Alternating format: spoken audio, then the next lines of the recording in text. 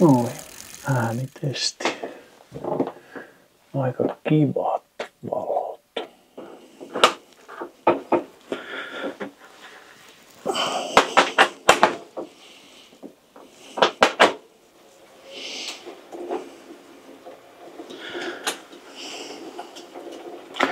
Hello!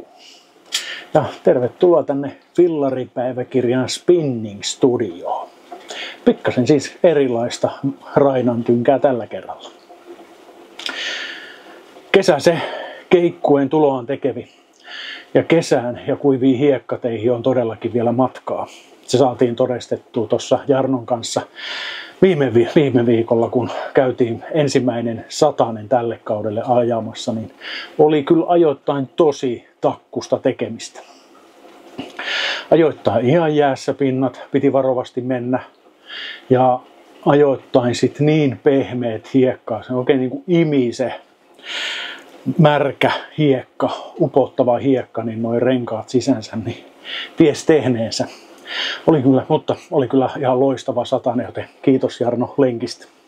Joten nyt tässä olisi vähän aikaa vielä harkita ja ehkä hankkia uutta pyörää, ehkä jopa työsuhdepyörää. Mä oon tuossa pitkään pohtinut, kun mulla on tää Graili, joka on toiminut ihan älyttömän hyvin. Vähän erilainen gravelpyörä, kun tässä on tää hoverbar ja ei ole mitään kiinnityspisteitä kuin juomapulloille oikeastaan, niin siitä se ajatus itsellä lähti, että josko vähän päivittäisi semmoisen niin kuin pikkasen seikkailuhenkisempään pyörää. Nyt ollaan sitten tämmöisen uuden videon kimpussa, mikä tehdään yhteistyössä Vapauden kanssa. Vapaus tarjoaa siis työsuhdepyöriä. Tällä videolla mä käyn pikaisesti läpi, että miten sä voit hommata itsellesi työsuhdepyörän ja mitä etuja sä siitä voisit mahdollisesti saada. Ja ihan varmuuden vuoksi, jos ei se vielä käynyt kaikille selväksi, niin mä teen tämän videon yhteistyössä Vapauden kanssa. Ja ehkä tähän alkuun on pakko muutama sana mainita tästä, minkä päällä tää Graili tällä hetkellä on.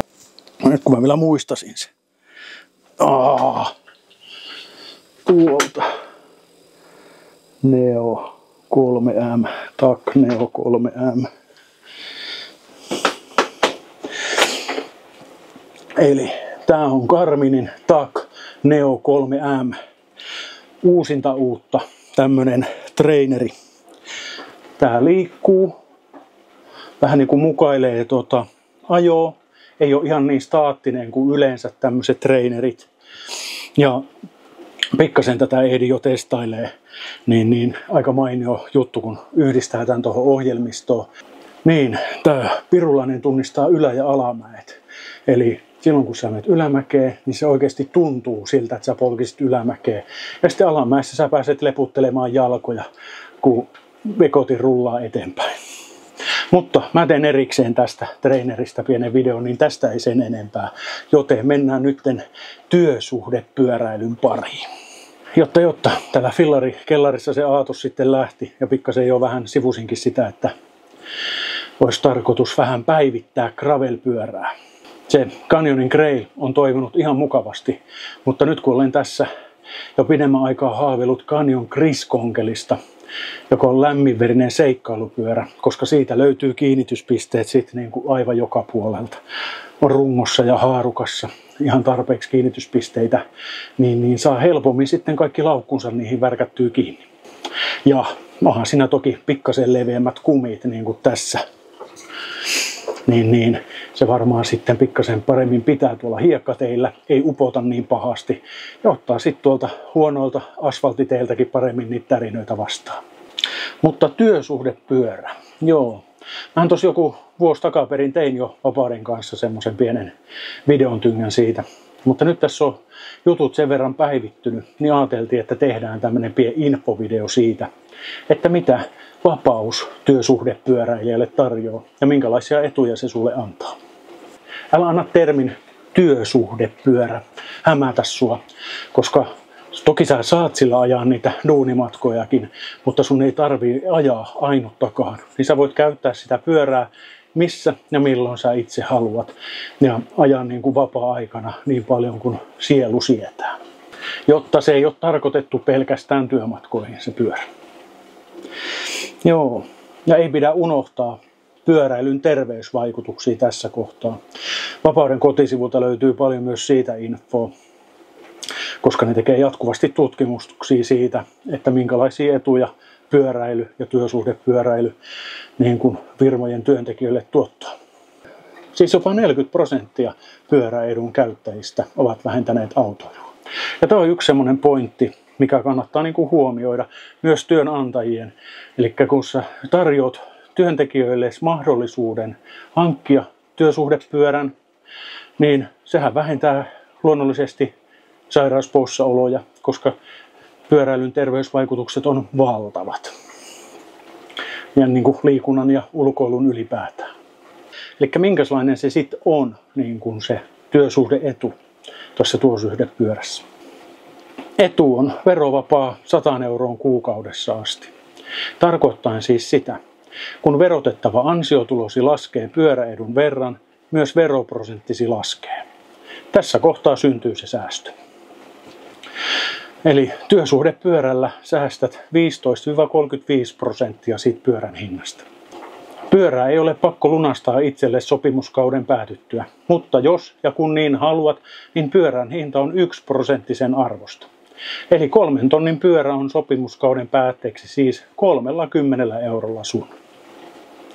Ja sun ei itse tarvii osata laskea noita juttuja, vaan sä voit klikata itses tonne Vapauden sivuille ja sä löydät sieltä työsuhdepyörälaskurin, mihin sä laajatat kaikki arvot, mitä sinne pyytää, niin se laskee sen edun sulle automaattisesti.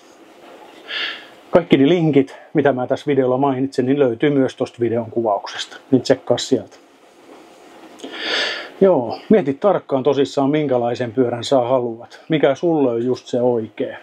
Jos mun pitäisi valita vaan yksi pyörä, niin se olisi tietenkin Canyonin Dude. Sillä mä ajan niin kuin suurimman osan mun kaikista ajoista, oli sitten retki tai se työmatkapyöräily. Se on ihan joka kelin ja sään ja vuoden ajan pyörä. Mutta jos et sä mene maastoon lainkaan, niin silloin sun ehkä kannattaa harkita niin kuin jotain kapearenkaisempaa kaveria.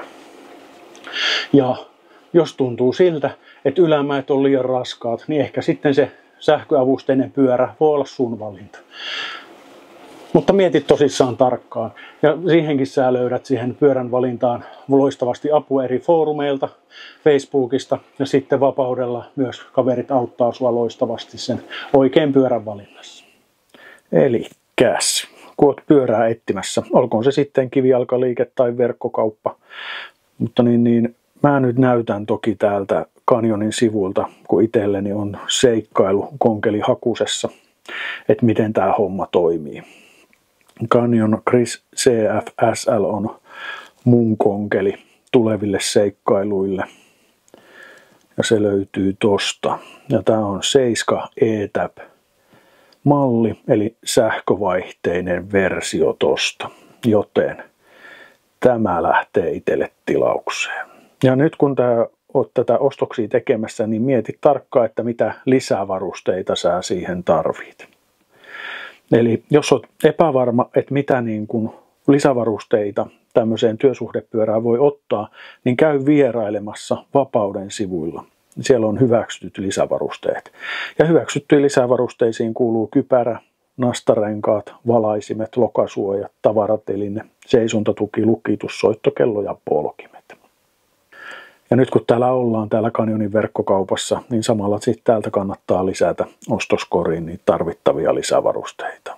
Lokaisuojat tarvittiin ja ne kuulu niihin hyväksyttyihin lisävarusteisiin, niin otetaan ne tosta ja sitten myös lisätään noi polkimet.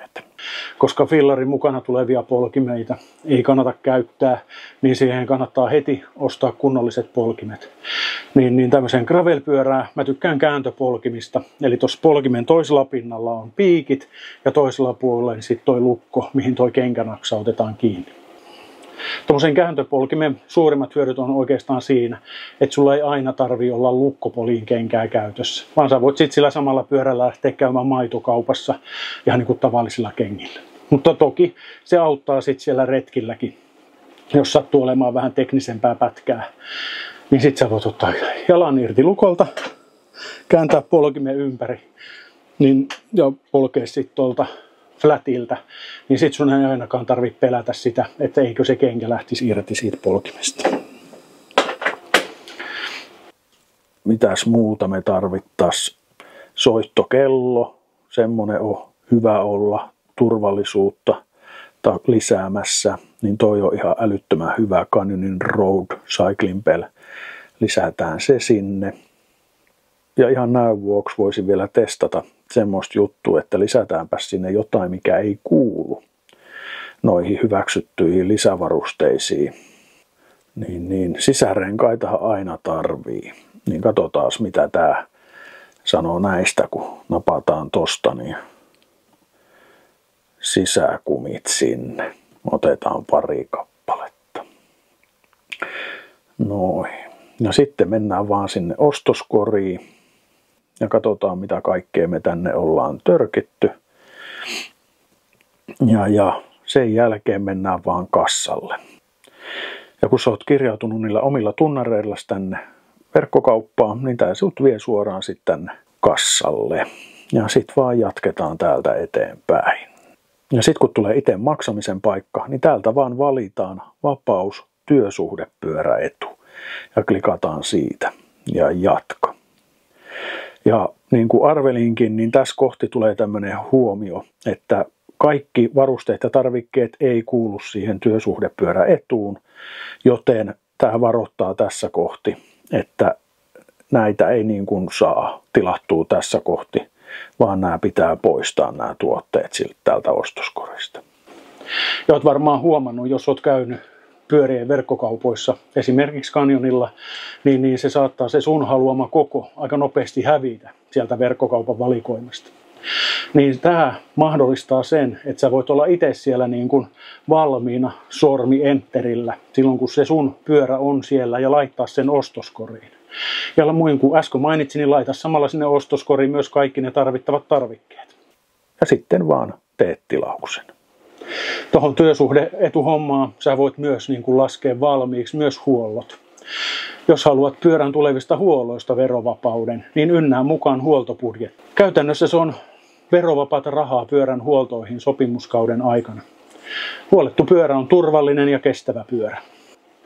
Mutta hei, pidä mielessä se, että toi huoltobudjetti ei ole tässä kohtaa pakollinen, että voithan sä itsekin huoltaa sitä pyörää. Itse mä huollatan vähintään kerran vuodessa mun kaikki pyörät ihan niin kuin ammattihuoltamolla. Mutta semmoiset perushuollot kannattaa toki opetella itse, että miten sä niin kuin putsaat ketjut ja öljyt ketjut ja miten sä säädät vaihteet. Mutta sillä pelkästään, että sä pidät fillarin puhtaana, sä annat sille fillarille paljon enemmän käyttöikää. Ja toki tämmöinen niin kuin työsuhdepyöräetu mahdollistaa arvokkaamman pyörän hankkimisen, kun pyörää ei tarvitse maksaa kerralla. Et tarvitse massiivista käteisrahanippua, työsuhdepyörä voittaa heittämällä minkä tahansa osamaksusopimuksen.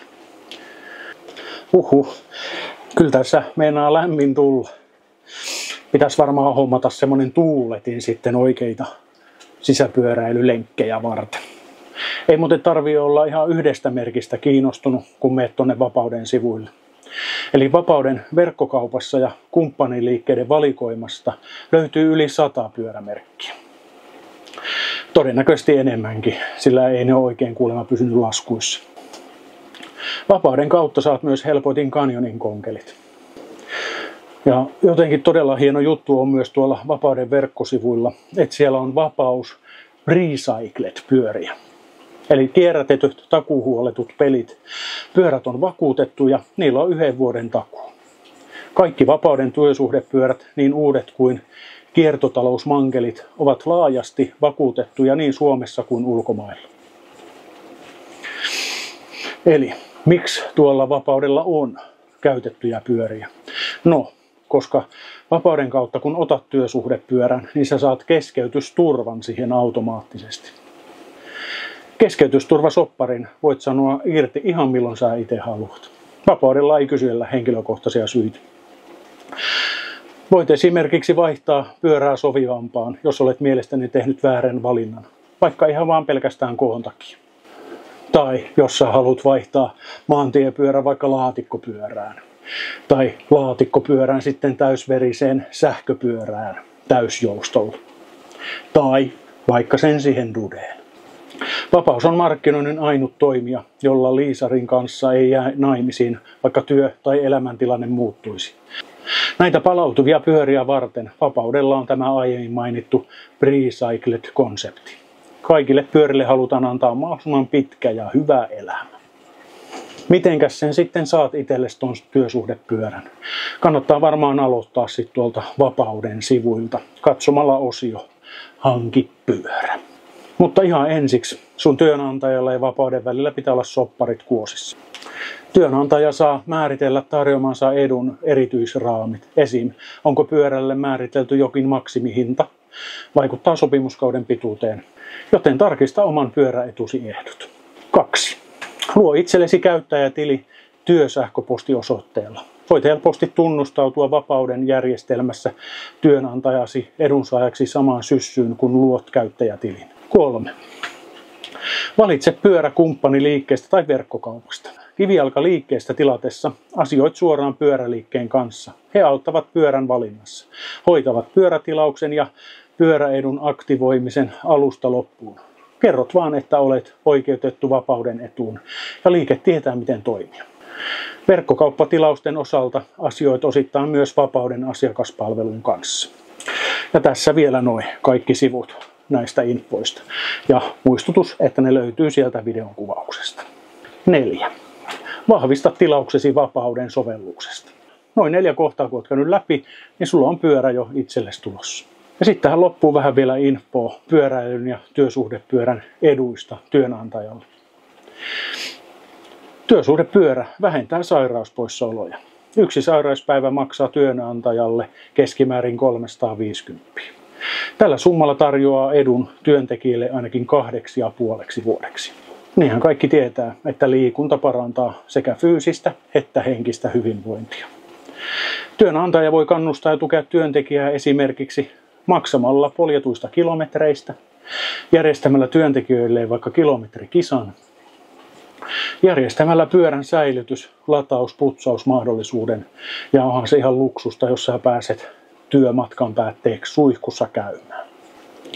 Ja Vapaus on myös tehnyt tutkimusta niin kuin työntekijän näkökulmasta, mitä hyötyä työsuhdepyörästä heille on ollut. Päälle 95% työsuhdepyöräilijöistä on tyytyväisiä etuun ja suosittelisi sitä ystävälleen tai työtoverilleen. Liki 80% kertoo, että pyöräily on lisääntynyt työsuhdepyöräilyn hankinnan myötä.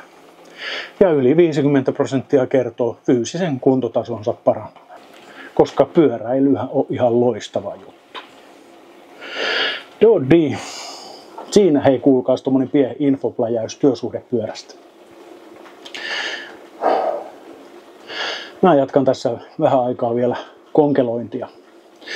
Vähän kesän kisoja silmällä pitäen pitää pikkasen täällä kellarissakin joutaa polkemaan. Tarvii nimittäin pikkasen saada tunteja satulaa ja kilometrejä alle. Mut joo, tässä tämmönen video. Mä toivon, että siitä sait vinkkejä työsuhdepyörän hankintaan. Ja ehkä myös vinkkejä siihen, että sä voit vinkata sille työnantajalle myös, että mitä etuja työnantaja työsuhdepyörän hankinnasta työntekijöilleen tarjoaa. Hei, mä pistän pikkasen isompaa silmään.